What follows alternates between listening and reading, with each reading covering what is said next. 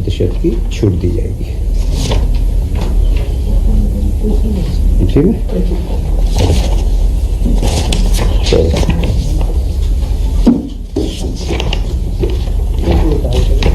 आप सभी जानते हैं उज्जैन में सिंहस्थ 12 साल में एक बार होता है और उसका महत्व भी आप सबको मालूम है।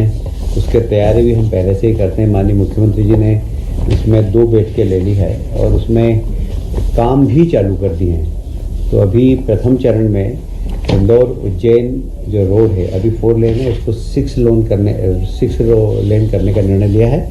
और ऐसे ही उज्जैन और इंदौर के बीच में एक हाथों से पैरेलल रोड बने, उसकी भी तैयारी चल रही है। तो एक इंदौर उज्जैन मार्ग को 4 लेन से 6 लेन करने का निर्णय लिया। इसकी लागत लगभग 1700 करोड़ के आसपास होगी और यह पूरा पीपीपी मॉडल किया जाएगा।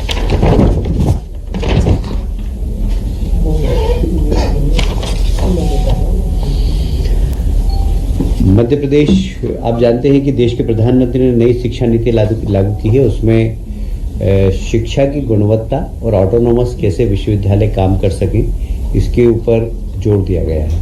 और इसलिए बड़े बड़े विश्वविद्यालय को छोटा करना, उसको ऑटोनोमस बनाना, और यहाँ तक कि नई शिक्षा नीति की कल्पना तो यह है कि कॉलेज भी ऑटोनोमस बने और क्वालिटी एजुकेशन के लिए वे स्वयं एग्ज़ाम भी ले सके। इस प्रकार की सही नई शिक्षा नीति का जो प्रावधान है वही है। इसी तारतम्य में विश्वविद्यालय का हमने डिवीजन किया है। सबसे पहले नए क्रांति सूर्य टाटा टंट्या मामा भील विश्वविद्यालय, जो कि देवी अहिल्या विश्वविद्यालय को विभाजित कर किया जाएगा। इसका स्थान होगा खरगोन, और इसमें कौन कौन से जिले लिए जाएंगे इसके ऊपर बाद में निर्णय लिया जाएगा। उसी प्रकार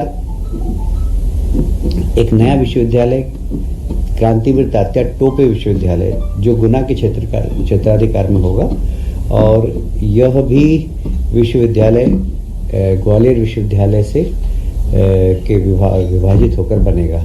इसके भी क्षेत्र अभी अशोकनगर गुना लिए हैं, पर इसके ऊपर वृहद निर्णय बाद में लिया जाएगा। पर विश्वविद्यालय 2 नए बनाने का निर्णय आज की कैबिनेट में लिया गया है।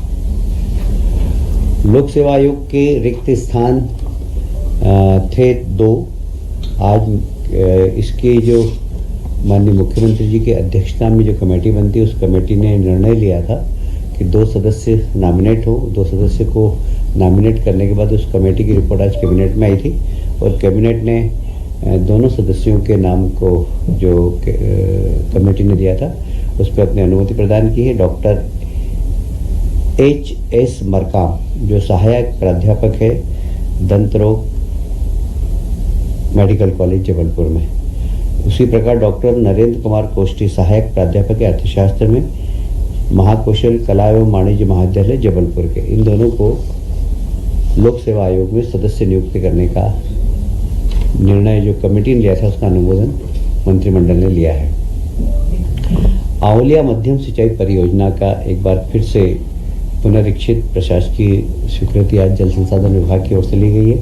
यह खंडवा तहसील में खालवा ग्राम रोशनी के समीप घोड़ा पछाड़ नदी पर आंवलिया माध्यम सिंचाई परियोजना प्रस्तावित है। यह बहुत महत्वपूर्ण है निमाड़ के लिए, और वर्ष 2017 में इस परियोजना के माध्यम से 5000 हेक्टेयर जमीन सिंचाई के लिए सिंचित करने के लिए इस योजना को लागू की थी। इसकी 165 करोड़ की स्वीकृति आज कैबिनेट ने दी है।